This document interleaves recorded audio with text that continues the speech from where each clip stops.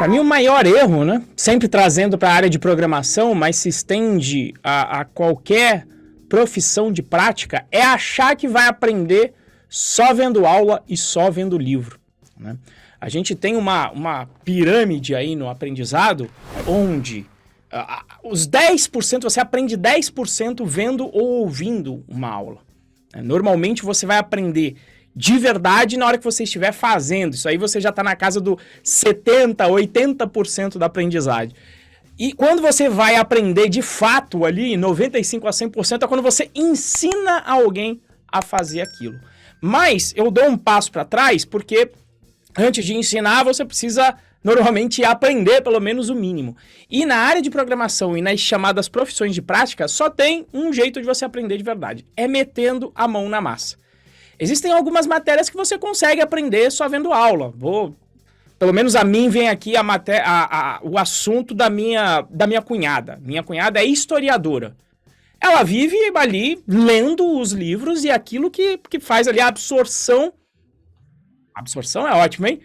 Que faz ela absorver aí todo o conteúdo e ela passa então a fazer as questões. Ela prepara hoje em dia, ela é coordenadora para a confecção de questões de história. Em história não tem muita prática, pelo menos eu não conheço.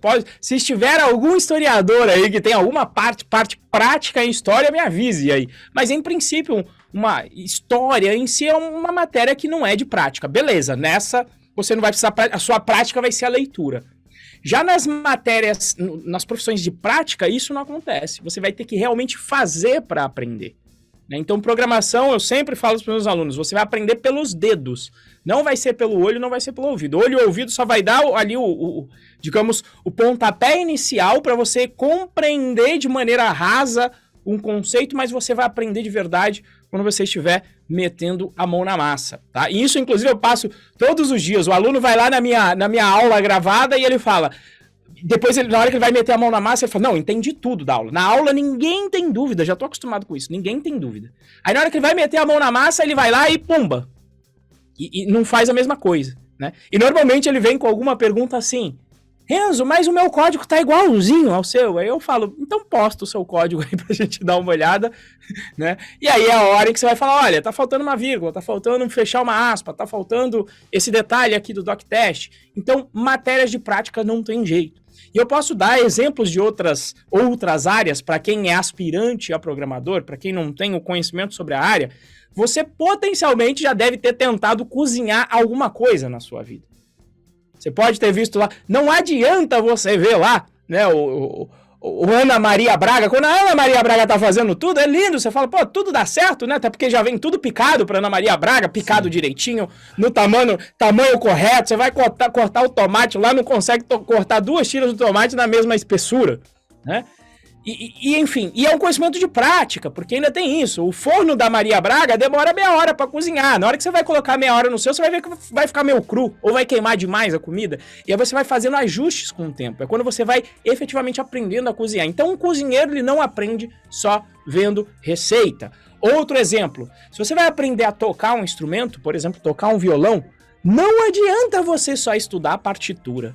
Não adianta você pegar lá o Cifra Club e aprender como é que se faz lá as posições da mão, como eu, quando fui aprender a tocar um pouco de violão, fui lá, aprendi como é que eu lia lá aquela notação para aprender a colocar os dedos no violão. Mas por mais que eu lesse, era só na hora de realmente praticar e tentar tocar uma música que eu realmente aprendi a tocar violão. Normalmente aprendendo com músicas mais simples, né?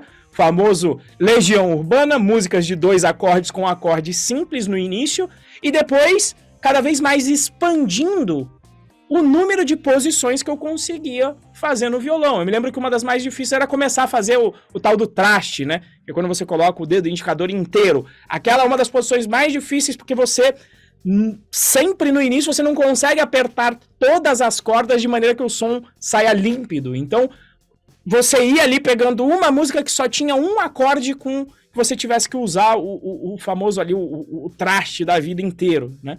Usar a pestana, como o pessoal fala. Então, pestana, né? Não. O traste é onde você tem que colocar o dedo perto para tocar as cordas do violão. Mas só na prática e alguém te dando uma dica, olha, para você fazer menos força, coloca o dedo mais próximo do traste. E alguém com prática, né, te falando, aí beleza, aí você colocava o dedo mais próximo do traste, mas só com várias repetições para você realmente achar a posição que o seu dedo consegue efetivamente tocar o violão e sair o som mais límpido possível, tá? Então essas profissões de prática não vai adiantar. Se você ficar só estudando, não vai adiantar e inclusive muita gente acaba usando o estudo como forma de procrastinar, né? Porque se você não tentar, você não vai falhar. Você fica só estudando, no estudo não tem falha, principalmente se você não tiver prova. Se você está falando do aprender a aprender, muitas vezes você vai aprender para si mesmo, não vai ter uma prova igual a gente tem no ensino formal, né? A prova do dia a dia pro DevPro vai ser o quê? Conseguir entregar um projeto ou não. Né? E essa é a prova do dia a dia. Então muita gente às vezes usa o estudo como forma de procrastinar. A pessoa fica estudando ali para sempre, porque não vai ter uma medida clara e objetiva de se ela consegue, se ela tem o conhecimento tácito para conseguir efetivamente resolver um problema. Então, no início da sua jornada, como é que você vai praticar? Você vai fazer exercícios. Por exemplo, eu indico, lá no Bootcamp, eu passei lá uma série de 28 exercícios, mas eu passei a lista de exercícios da Python Brasil. No início, você vai ter que pegar exercícios simples. Por quê? Porque é o fundamento. É igual você vai fazer também, vamos lá, outra disciplina de prática. Arte marcial. Não adianta você ficar vendo, se você, da nostalgia dos meus tempos, não adianta. Eu me animei bastante quando eu vi o grande dragão branco do Van Damme. Foi ali que eu decidi fazer kickboxing quando eu era novo. Mas não adiantava ficar vendo 5 filmes do Van Damme, aquilo não ia me fazer aprender arte marcial. Eu fui procurar arte marcial e a primeira coisa que você faz lá é o quê? Movimentos simples. Jab, direto. Jab direto. Se você vai para um karatê, o famoso kata, repetir movimentos.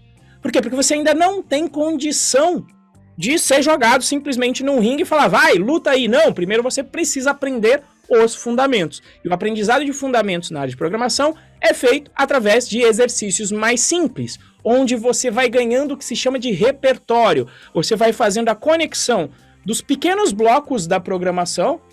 Então, desvios condicionais, laços, etc. Você vai fazendo a conexão dessas construções com os problemas pequenos que elas resolvem. E assim você vai expandindo cada vez mais digamos, o seu repertório ou o seu vocabulário na sua linguagem de programação, até que você consiga resolver problemas mais complexos até chegar no ponto de você conseguir resolver e implementar um projeto completamente. Então a minha dica aqui é o seguinte: não basta só estudar, não basta só saber os conceitos. Você realmente só vai aprender colocando a mão na massa e sabendo quando aplicar esses conceitos. E não tem um curso para te ensinar esse como. Ele te dá ali um norte, mas você tem que meter a mão na massa e você vai ter que interagir bastante aí nesse processo de aprendizado.